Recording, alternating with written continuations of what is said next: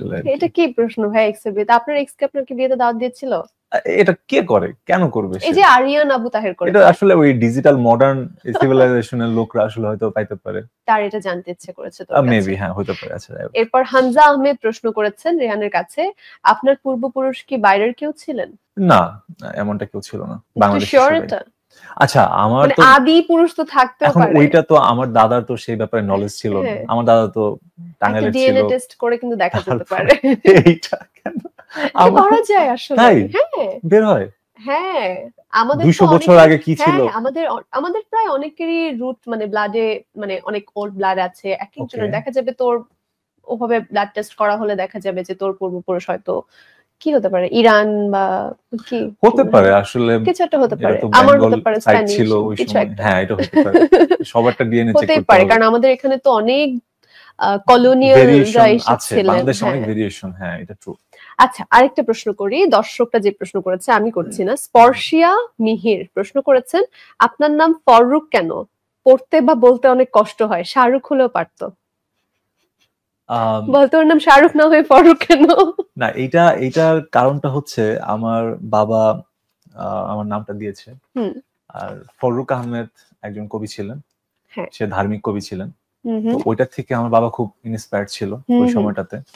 তো তখন আসলে ওইভাবে আসলে নামটা দেওয়া ফররুক, মানে ফররুক আহমেদ কবির নাম থেকে ইন্সপায়ার্ড হয়ে। বা বেশ, তার কবিতা পড়েছিস তো? হ্যাঁ, মনে আছে কোনটা? প্লিজ কঠিন প্রশ্ন।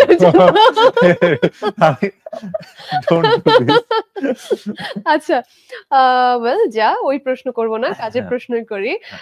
তোকে যদি খুব মডেল, যেহেতু তোর প্রথম পরিচয়, মডেলিং এর ক্ষেত্রে তোকে যদি খুব বোল্ড কোন একটা ফটোশুটের জন্য অফার করা হয়, করবি?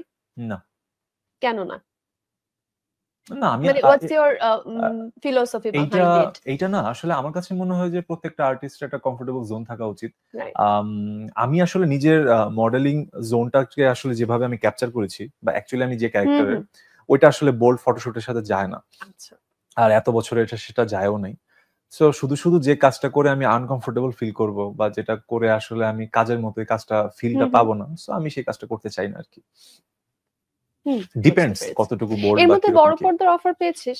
সরি, বড় পর্দার অফার বড় পেয়েছিস পর্দা? সিনেমার? হ্যাঁ, বড় পর্দা মাঝে মাঝে আসে, এরকম কথাবার্তা বলে অনেকেই, পাওয়া হয়েছে আর কি।